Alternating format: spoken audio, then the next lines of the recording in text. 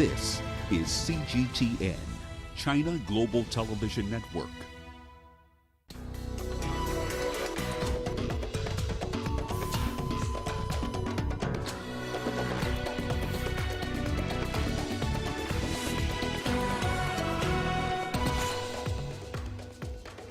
The UN is calling for the protection of civilians in the Ethiopia conflict amid a looming attack on Tigray's regional capital.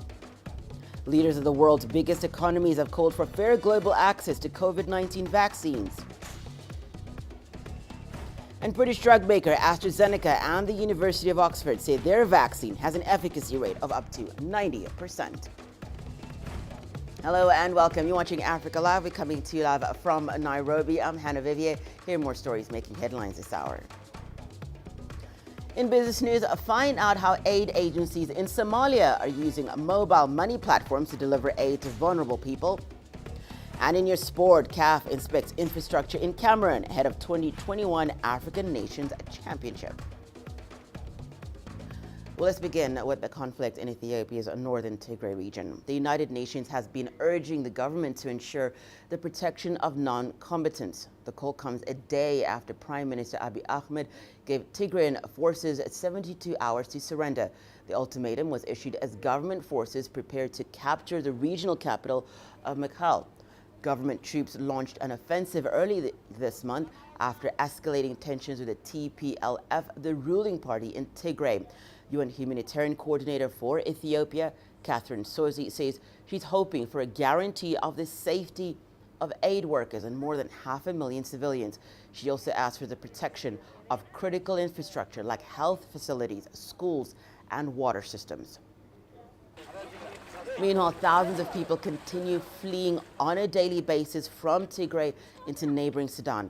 The latest UN Refugee Agency figures indicate that more than 33,000 Ethiopian refugees are now in Sudan. Sunday saw new arrivals, some on foot, while others arrived on boats. Many said they had lost contact with their relatives. I took my 5 children and ran, but I don't know where one of my children is. I don't know where she went. I don't have a picture. I have nothing. She has her daughter with her as well. So my daughter and her daughter too. My whole home, furnitures, my pharmacies are tooled by the gangs and some mobs of coming from far region. The Abiy Ahmed military forces are shooting at us. There are a lot of wounded people. There are a lot of people here suffering from malaria, which cannot be, they cannot afford any medication. So the world must expose and must understand our problem. Let's now cross to CGTN's Gurum Chalo, who is following the story from Addis Ababa, Ethiopia's capital. Gurum, thank you for bringing us the latest on this story. Ethiopian Defense Forces say they plan to surround and attack Mekelle, Tigray's regional capital. What more can you tell us about that, Gurum? Well, Hannah, the conflict in Ethiopia is more particularly in the northern side of it, between the Ethiopian National Defense Force and Special Force and Militia in the Tigray region. State is now on its third week, and overnight we have heard heavy fightings continuing. The Ethiopian government is already announcing that it has controlled almost all of the strategic locations, but one, that is Mekelle city, the headquarters of the TPLF. And as you've said, Prime Minister Abiy Ahmed has given 72 hours for the militia, the special force, and more particularly the leadership in the Tigray regional state to surrender and also avoid any kind of casualties, including the soldiers and citizens inside that city. Now, there is no response so far from the Tigray regional state, and we have also heard that they have staged an attack again for the third time in 3 weeks on Bahardar city. This cannot be verified, but several news outlets and social media posts are saying that this attack has been staged this morning, Ethiopian time, around 7 o'clock in the morning. But we cannot really verify that. The government has said nothing about it. But war has continued. But on the other hand, the government is also complaining that the Aksum airport has been demolished by the Tigray Regional Force as they left that area because of the force that has been coming against them from the Ethiopian National Defense Force. So the war is ongoing. 72 hours it has been given for them to surrender, but we understand that there are no response and the war might continue in the next few hours in Mekelle city. Garam, as we just reported, the UN calling for the protection of civilians in the conflict, and in our previous report we just talked about a number of about 33,000 people fleeing into Sudan. How are the two sides responding to this? Well, the refugee situation is alarming and it is ongoing. Unfortunately, the numbers, as we've said earlier, because of the continuity of the war, especially in the surrounding areas of the Mekelle city, which is the strongest hold of the Tigray Regional State Leadership and the Special Force, the number of people who are fleeing from their localities could increase in the next few days. The people from the authorities, that is, they are saying that Ethiopia has formed a committee which undertakes, works of providing shelter, security, and also the necessary amenities for citizens who have been affected by the war. So Prime Minister Abiy Ahmed's government is saying that it is working its level best to provide protection for civilians and not for them to be evicted from their localities. But unfortunately, as the news is coming out of Sudan, and the UNHCR is also reporting, so many people in their thousands are still crossing the border to Sudan. So unless and otherwise the conflict is stopped, perhaps the number of people who are going to be refugees may not be minimized. But the Ethiopian government is reassuring people that they can come back now, as there are so many places liberated and they can be provided with shelter and security at the same time, Hannah. Definitely a very concerning situation, but thank you, Garam, so much for keeping us updated on what's happening. Well, let's head to West Africa now, where vote counting is underway in Burkina Faso after Sunday's general election. The presidential and parliamentary elections came amid concerns over rising insecurity. Voters in hundreds of villages kept away from polling stations due to the threat of jihadist violence. Analysts say the presidential election could be tight and could lead to a second round if no candidate wins the mandatory 50% required by law. Provisional results are expected to be announced midweek. Incumbent President Roch Kabore is seeking a second 5-year term. He's banking on free health care for children under the age of 5 and the upgrading of several roads as some of his achievements. His biggest challengers are former Minister Zefrin Diabre as well as Eddie Kombiogo, who now heads former President Blaise Compaore's party. Well, at the just concluded G20 summit, the leaders of the world's biggest economies have called for fair global access to COVID-19 vaccines. They declared support for the Access to COVID-19 Tools Accelerator Initiative, or ACTA. The initiative was launched in April. Its aim is to speed development, production, and equitable access to tests, treatments, and vaccines. They also supported the COVAX facility and the voluntary licensing of intellectual property. The G20 will endorse a plan to extend a freeze in debt service payments by poorest countries to mid-2021. China also called for joint efforts in tackling climate change. Jacob Greaves has more. The headline-grabbing pledge from this communique is a vow to spare no effort to supply COVID-19 tests, drugs and vaccines fairly and affordable to all people. However, the agreement stopped short of mentioning how they would do this and, perhaps more importantly, how much will be spent. The EU had been pushing for $4.5 billion from the G20 to go towards COVID-19 related medical aid for poorer countries, but there's been no mention of that in the final communique. Another announcement from this G20 is the extension of a freeze on debt service payments for poorer countries until mid-2021. The G20 initiative has helped 46 countries defer $5.7 billion in debt payments, but that's short of the 73 countries that were eligible and promised savings of around $12 billion. The G20 has urged private creditors to take part in the initiative. The second day of the summit also saw a climate change discussion. Chinese President Xi Jinping called on the G20 to take a lead when it comes to tackling climate change.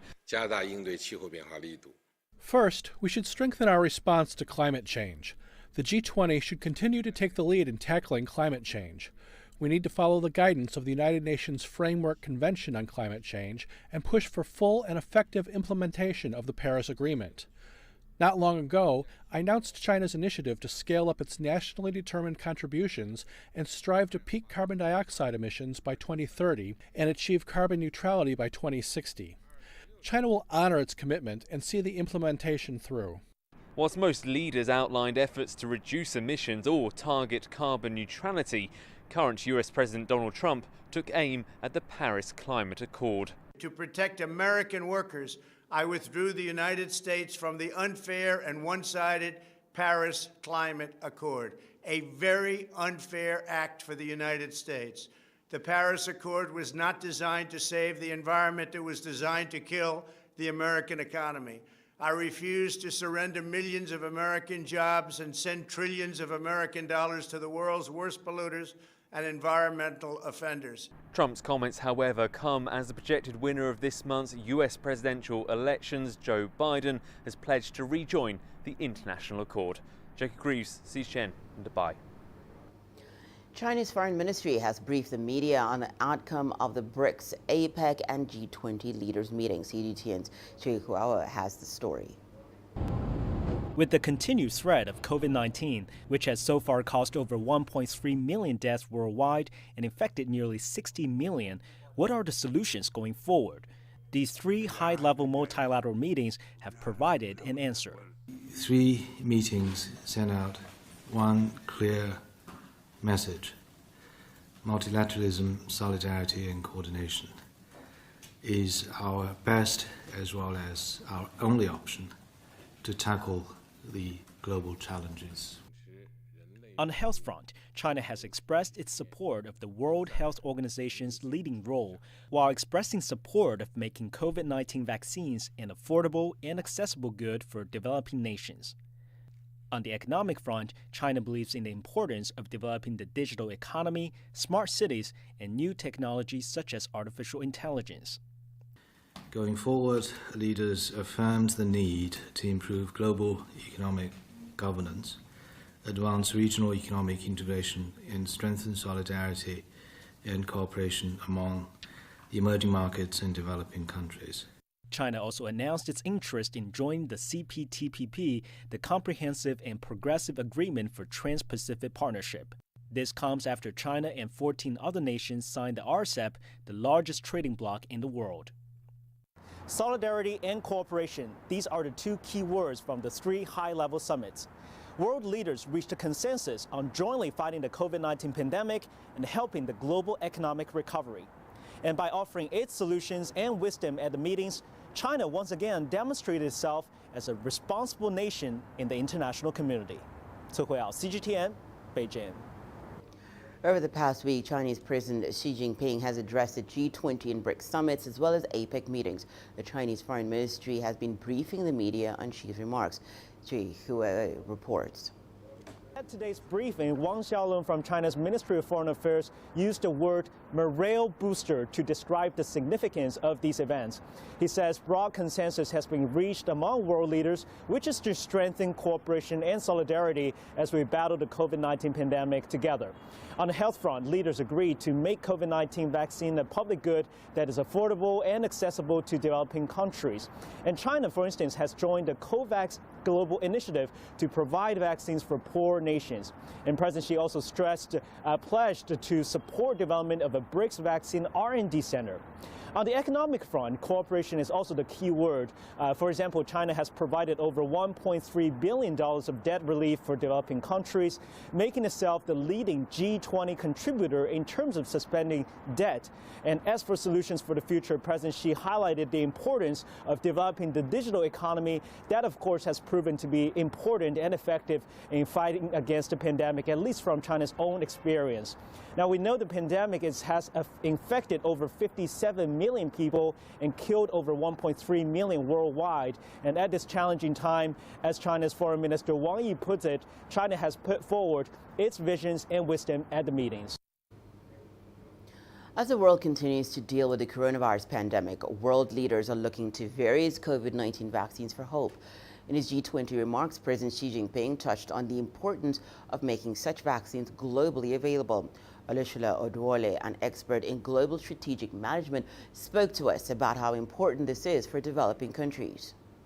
Now we have a global health crisis, and it's very important now that President Xi has brought in a speech this vaccine that is acceptable by quite a number of countries now, but there's a need for it to be a global public product, where they've been providing additional help, in areas where health has been a challenge in the other developing countries. And it's good now that he said that those products will be affordable, accessible.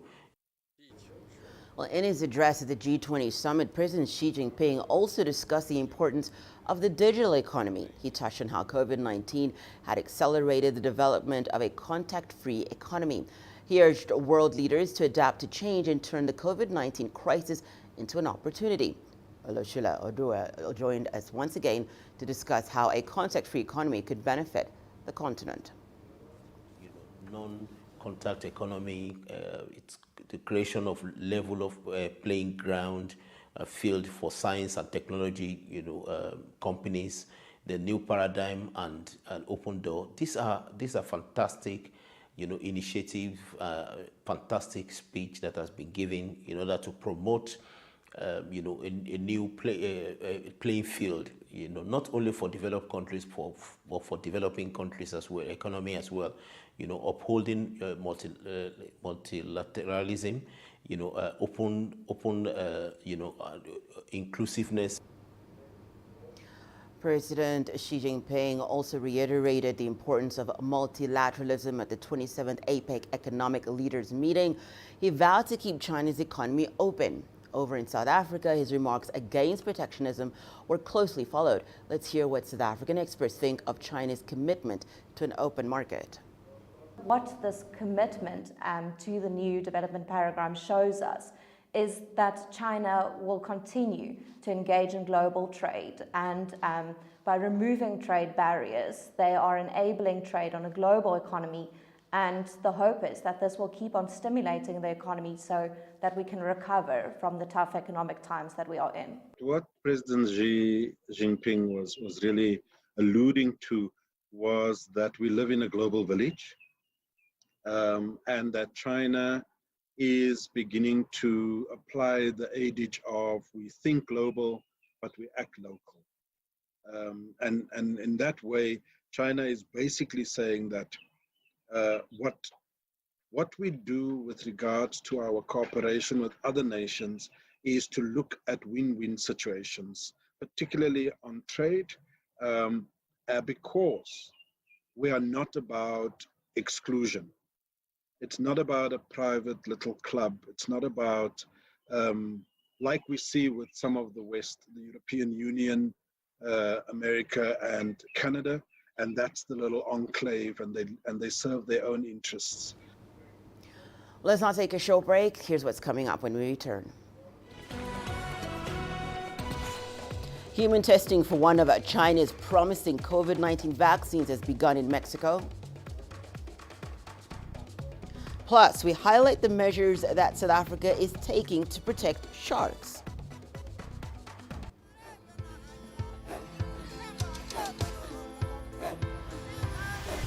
Africa is a continent of diversity, with varied climates and enchanting geography, and a people so distinct, but with a shared enduring spirit.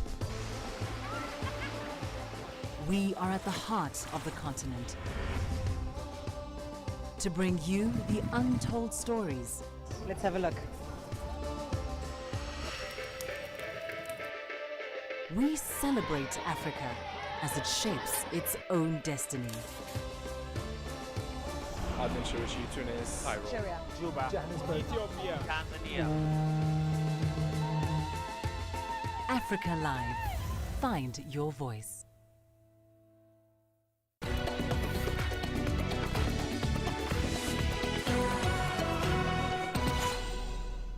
Welcome back. You're watching News Making Headlines right here on Africa Live. The United States had formally exited the Open Skies Treaty with Russia and other NATO members, a departure from a major international defense pact among 34 countries. The treaty came into effect in 2002. It allows unarmed aerial surveillance flights over the territories of signatory states. The Trump administration has cited Russia's restrictions on open skies flights as a reason for withdrawing. By 2019, over 1,500 open skies flights had been conducted under the deal.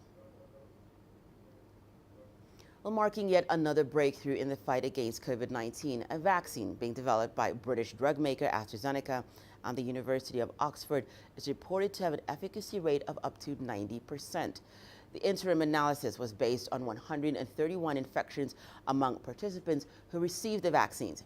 AstraZeneca also reported that no serious side effects have shown up.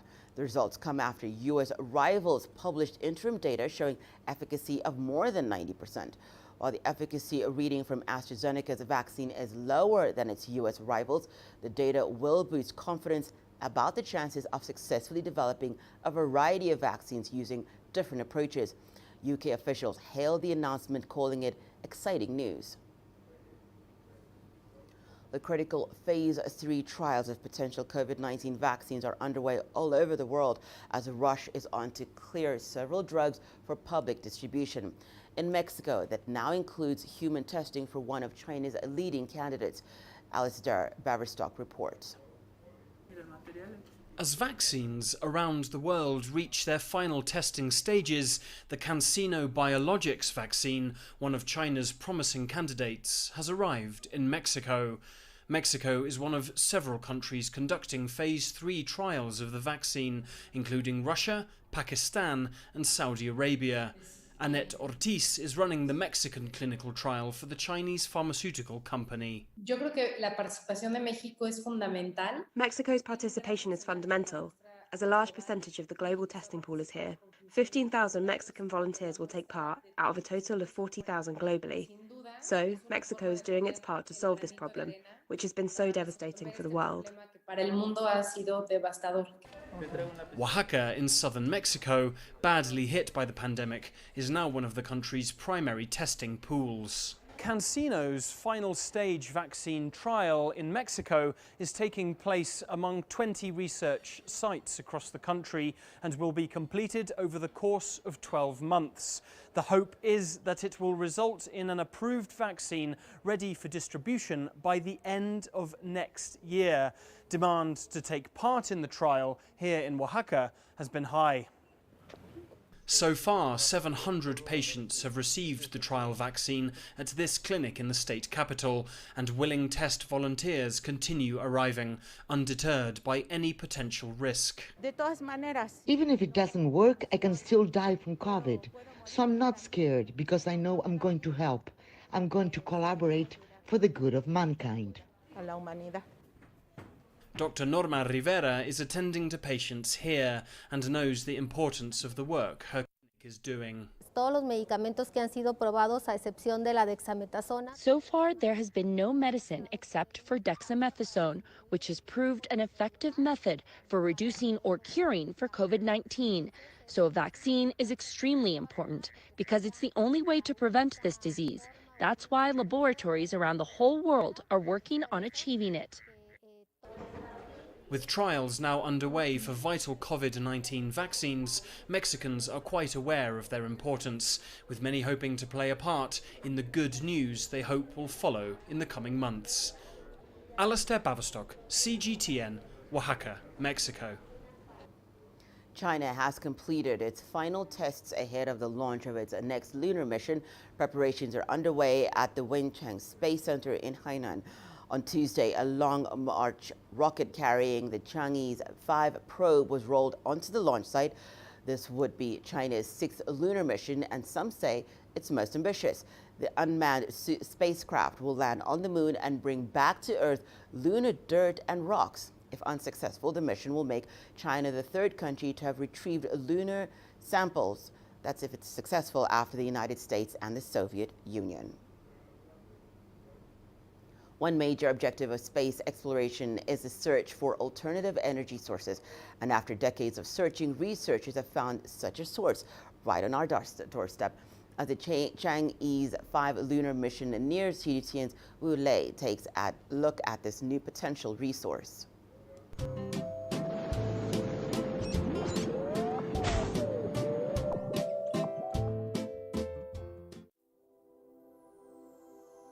As Earth's supply of coal and oil runs low, humans are now looking to the moon for alternative energy sources. Scientists have found huge amounts of untapped energy in the presence of chemical elements on the moon. The most important of these elements is helium-3, a colorless, odorless, and stable isotope of helium. Scientists say using helium-3 is safer and cleaner, and is non-radioactive. It's estimated that 100 tons of helium-3 would be equivalent to a year's worth of energy consumption on Earth. But the total reserves of helium-3 on Earth only amount to about 500 kilograms. Top Chinese scientist Ouyang Ziyuan has estimated over 1 million tons of helium-3 are embedded in the surface of the moon, which could solve humans' energy demand for roughly 10,000 years. But how can this and the study of the moon's soil be explored further? And how does it tie in with China's upcoming lunar exploration mission? Find out more on our next episode. In the U.S., for decades, there was talk of returning to the moon, but no real programs. President Donald Trump, though, made moon missions a space priority after he took office. A project called Artemis was announced in 2017, aiming to land the first woman and the next man on the moon. Our reporter, John Zarella, has a story. Neil Armstrong and Buzz Aldrin Tranquility Base here. The Eagle has landed on the moon more than 50 years ago in July of 1969. 3 years later, Apollo 17 left the lunar surface. Humans have not been back since. Over the years, U.S. presidents paid lip service to the notion of returning, but there never was much genuine enthusiasm. Then, President Donald Trump made moon missions a space priority. This time, we will not only plant our flag and leave our footprint, we will establish a foundation for an eventual mission to Mars. The plan is ambitious. Jim Bridenstine, who heads the U.S. space agency NASA, says this time it's far more than a quick round trip. I don't like using the word that we're going back to the moon. We're not. We're going forward to the moon. We're doing it in a way that's never been done before. The idea is to make landers, rovers, spacecraft all have access to the moon over and over.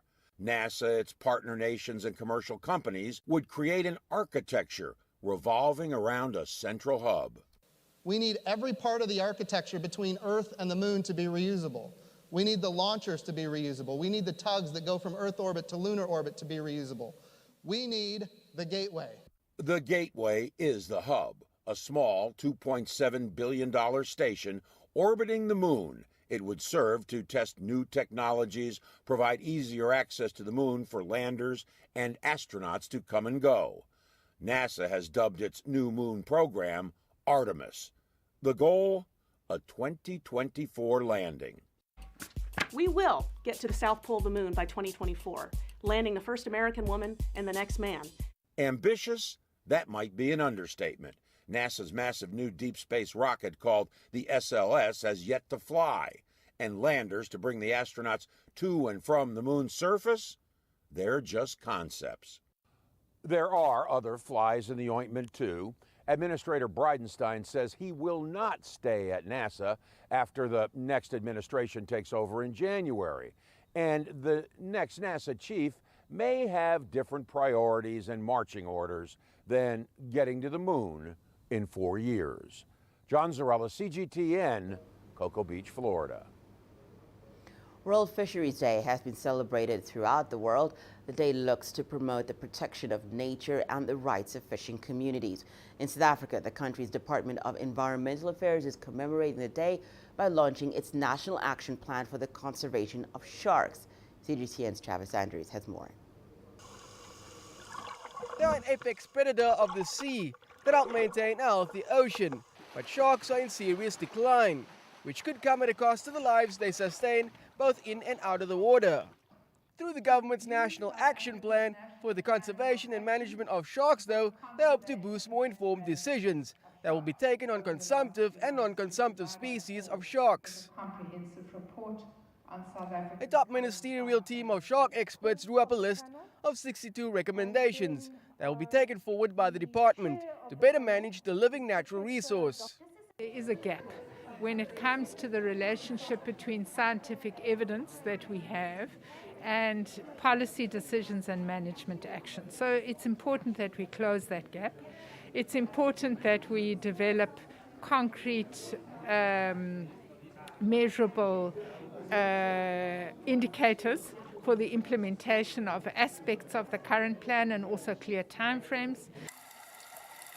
Of the 188 species of sharks, rays and chimeras, around 33% are endemic to South African waters, and some even enjoy protection, such as the great white shark. The species has been a key drawcard in the ecotourism industry until recently, when its numbers dwindled in the Western Cape. Now key decisions need to be taken on other species as well that will yield the greatest benefit to the country. What we're looking at is removing species that are of tourism potential from harvest and trying to develop, like the white shark cage diving industry, ecotourism opportunities that can be harnessed and can improve the profile of certain coastal areas, obviously for economic benefit.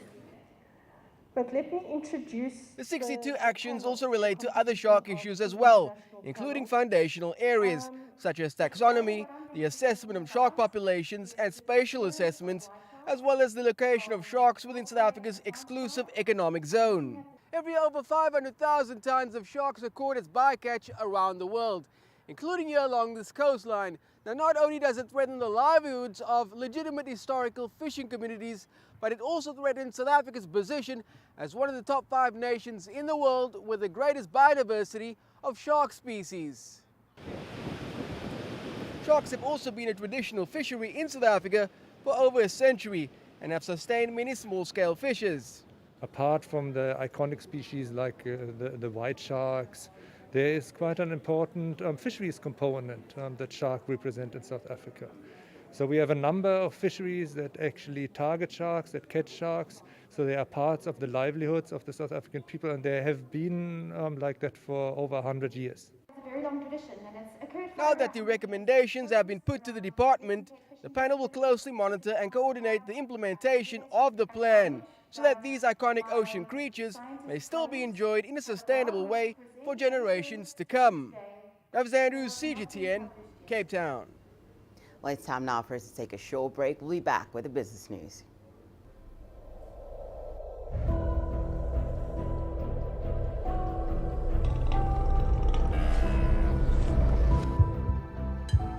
This has taken me completely out of my depth, but at the same time it's exciting. It's new, it's different, it's a challenge. It's really exciting.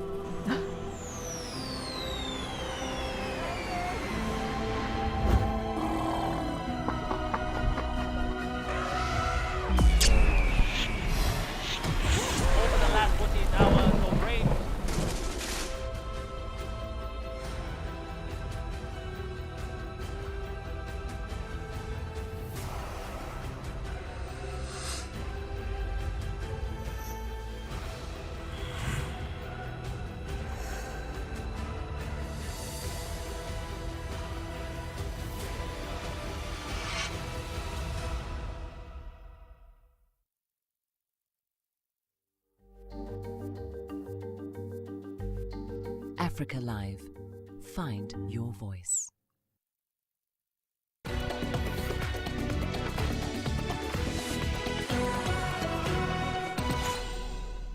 It's time now for the business news. On to Somalia now. And aid agencies there have found new means of delivering aid to millions of vulnerable people as COVID-19 infections continue to rise in that country.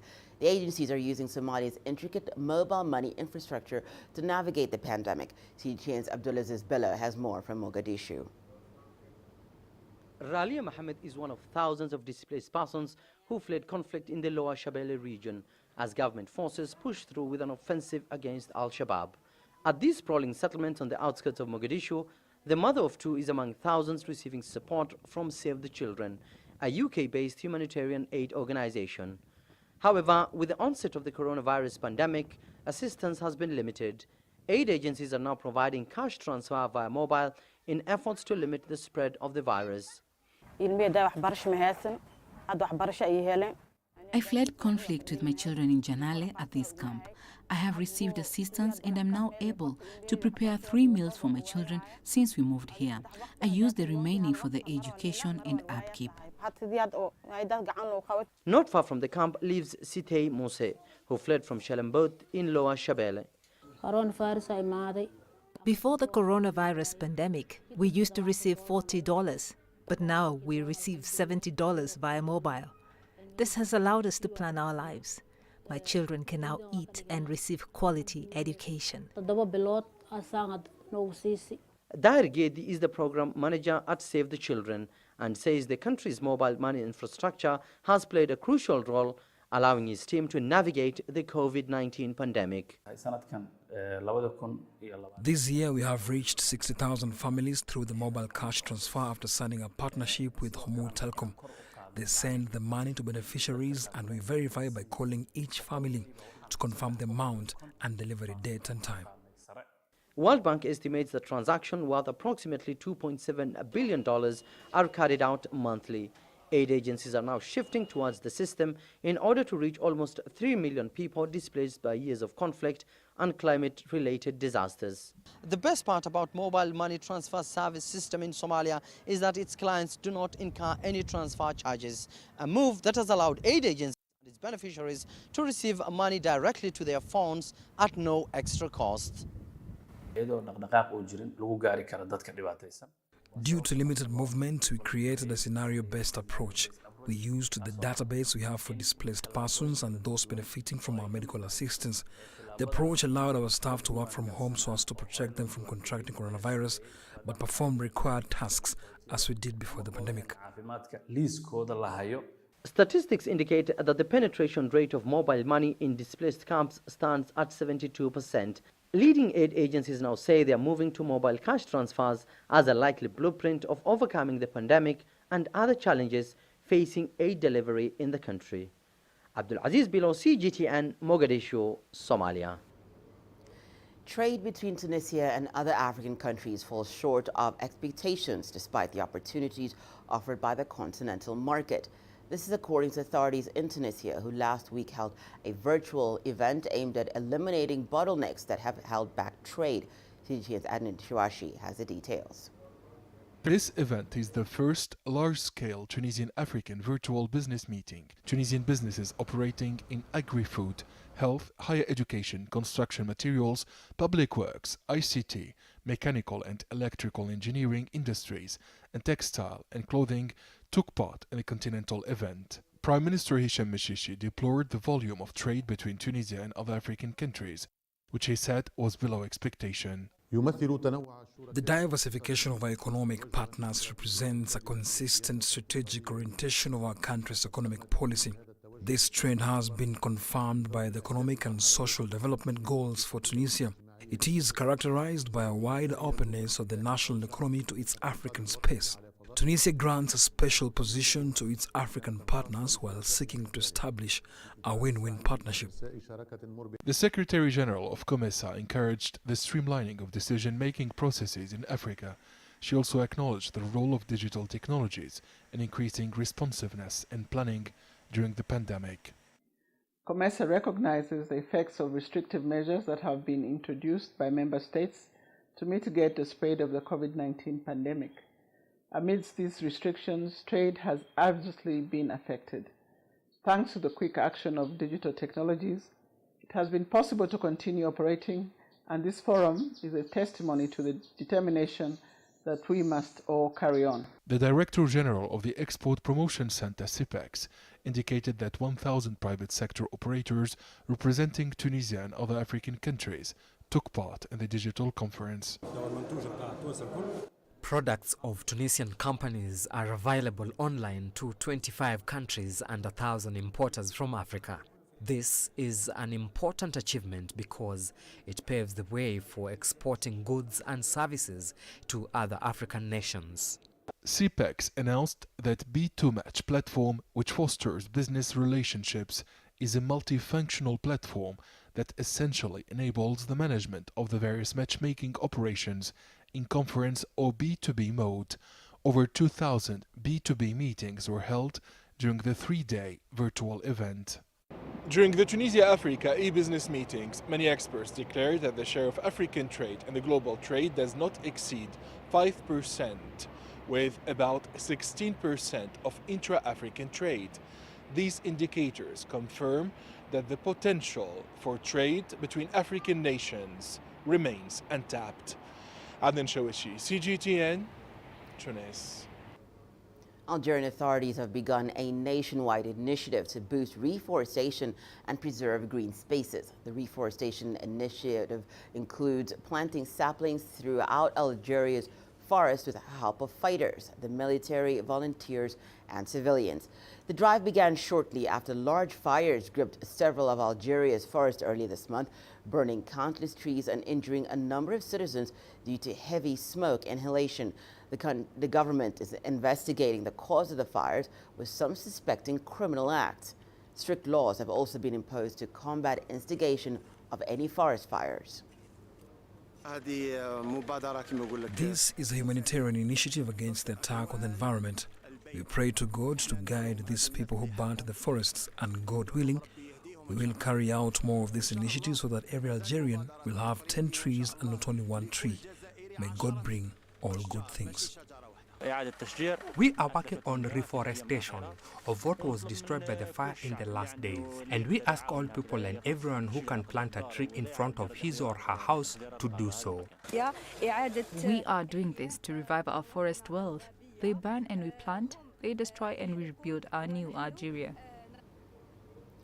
Britain's book sales have been hit hard amid the lockdown, with some bookstores struggling to survive. Nicole Johnston reports from London. During a time when many people are confined to their homes because of coronavirus, books are an escape, and a good one can take you anywhere. Maybe China or Japan. But in the UK, the second lockdown has forced bookshops to close again. Obviously, for morale and so on, it's been a huge blow, because we were beginning to see people returning to the high street, people returning to the bookshops. So the only way to sell is online, or serving customers at the door. Daunt Books is one of London's most famous bookstores. But not even the release of former US President Barack Obama's new memoir this week can make up for all the lost business this year. Profits are down 60%. In other stores, it's as high as 90%. Well, the Obama book, absolutely vital, and would in any year be an absolutely enormous event, obviously driving sales not just of that book, but bringing huge numbers of people into the bookshop over the next few days, picking up the book and buying the book. The campaign to have books classified as essential items is growing. Some of the country's biggest authors, like Ali Smith and Philip Pullman, have written to Prime Minister Boris Johnson calling on him to allow bookshops to open. They say that reading is vital to people's mental health. The other great challenge for independent stores is Amazon. It began by selling just books and has been swamping booksellers ever since. We don't try to compete with Amazon because we can't sell books at the price that they sell books at most of the time. What we can do is we can differentiate ourselves by offering an experience. But 2 weeks ago, a US online store that sells books for neighbourhood bookshops launched in the UK. It only started in the US in January. A US company would not normally expand abroad so quickly, but the success in the US caught the attention of the publishing industry here in the UK and the booksellers here in the UK. And they basically asked bookshop.org, can you come here? We think we could use the same help. As for the Booker Prize Award, not even that has survived unscathed this year. Well, I think the sort of scenery of it has been, disturbed. So people always look forward to the Booker Prize. They had to put that back. Several prizes have been put back. And with that, the book trade's organised around it, and you lose that sort of momentum. A year of lost momentum. That's an understatement. Nicole Johnston, CGTN, London. Let's take a short break and return. Jumping like a pharaoh, skydivers savor the thrill of soaring over the pyramids of Giza. The greatest journeys, the greatest sights, the greatest adventures. Here in Qanater, this weir allows the locals to walk on water. We're far more than just TV news. We're your passport to the wonders of Africa. To bring you stories of struggle, survival and hope.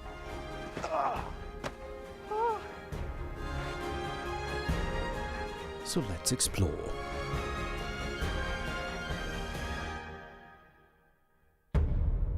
CGTN. See the difference.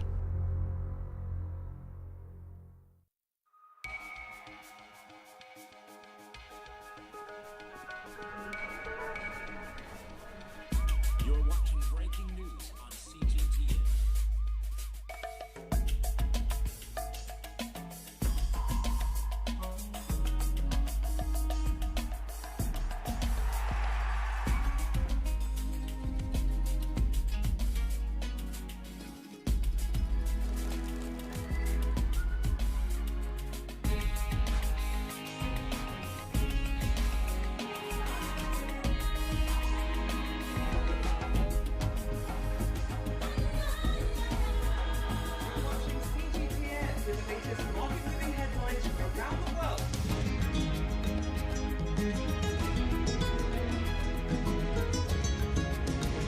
Welcome to the world today on CGTN.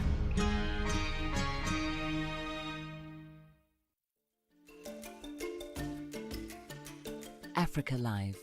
Find your voice.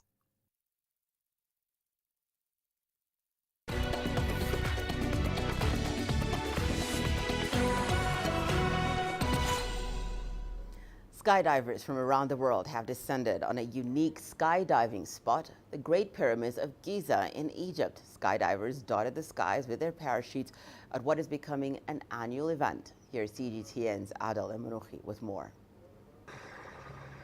90 world-class skydivers have gathered in Cairo for a rare international event taking place under the COVID-19 pandemic.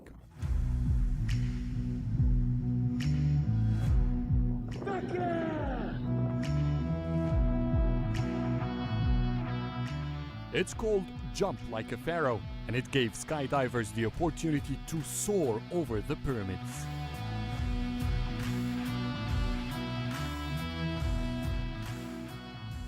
Wherever you are born, whatever you do in your life, you know the pyramids, the Great Pyramids of Egypt.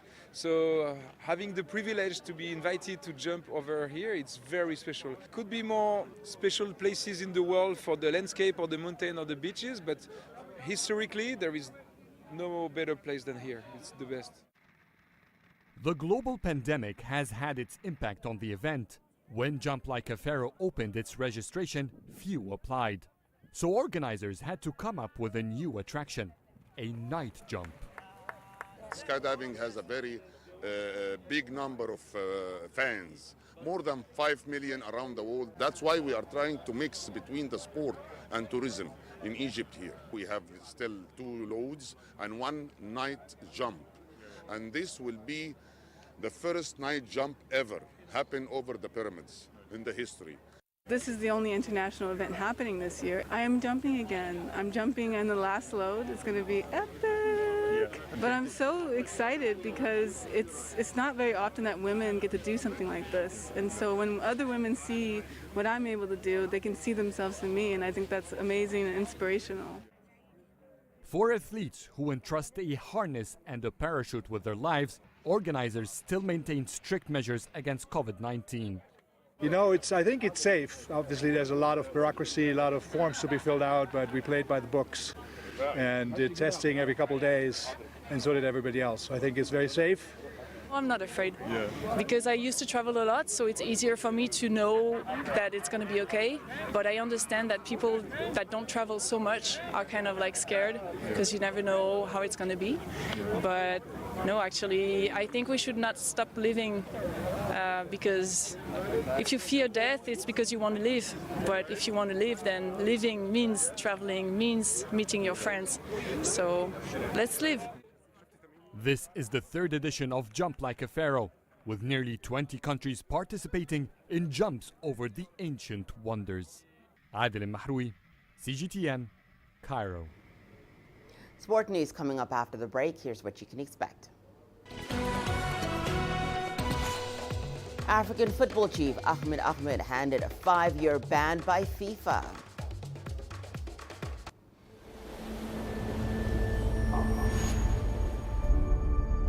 How would you create your legend? On the fields, on the tracks, in the arenas of Africa. Were you born to be a player? Could this moment be yours?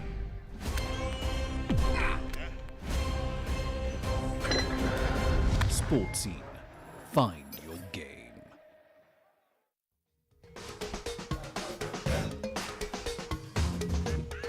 Africa Live. Find your voice.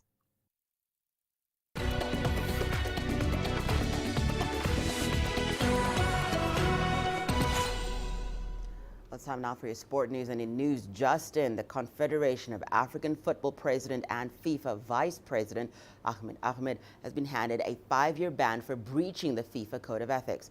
The decision was released on Monday by the adjudicatory chamber of the Independent Ethics Committee, which found that Ahmed had breached various articles of the FIFA Code of Ethics, including a duty of loyalty, offering and accepting gifts or other benefits, abusive position, and misappropriation of funds. In addition, a fine in the amount of $220,000 has been imposed on the 6-year-old Malagasy. Ahmed has been president of the African Football Confederation since March of 2017 and was intending to stand for re-election in March of next year. Meanwhile, a delegation from the Confederation of African Football has completed a 5-day visit in Cameroon to inspect facilities that will host the upcoming African Nations Championship next year and Africa Cup of Nations in 2022. CGTN's Mohamed Abubakar has the details. In a 5-day visit in early November, the Confederation of African Football sent a delegation to Cameroon to inspect facilities for the 2020 African Nations Championships to be held in January next year. The expert mission, led by the Vice President of CAF, Constance Omari, looked over closely the facilities including stadiums, training grounds, hotels, sites and facilities earmarked to host the competition. The Cameroonian sports minister who led the field visit reassured that the stadiums were finally ready to host the tournament. Douala facility will host 2 groups. It is a strategic site as it is close to the Limbe, which will host a 3rd group. So Douala is expected to function as a sort of hub for CAF, since we will have a group in the southwest and 2 in Douala. I must say that after the tour of these 2 sites, there is no particular concern. The complex sports stadium in Japoma is one of the most beautiful achievements of the President of the Republic in the field of sports.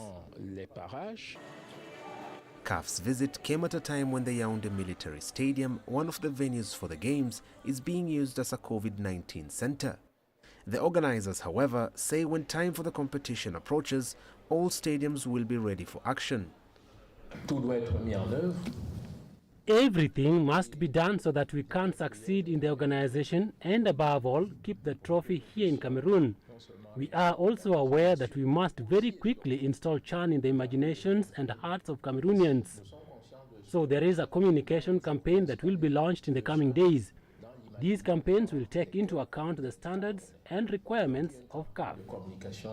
This is the last visit for CAF before the kickoff of the 2020 CHAN in January 2021, with Cameroon set for the opener against Zimbabwe. The tournament will be played in 4 venues based in Douala, Yaoundé, Limbe and Boya. Mohamed Abubakar, CGTN. The Algerian national basketball team has withdrawn from the upcoming qualifiers of the African Basketball Championship in Kigali, Rwanda. Algeria belonged to Group D with Nigeria, Mali and Rwanda. Algeria has since been replaced with South Sudan in that group. Meanwhile, Mali were the first team to arrive in the country last Wednesday before conducting their first training session at Kigali Arena over the weekend. Rwanda's basketball governing body, FERWABA, has said that the qualifiers will be played behind closed doors due to the pandemic. Mali will be taking on the host in the tournament's opener on Thursday.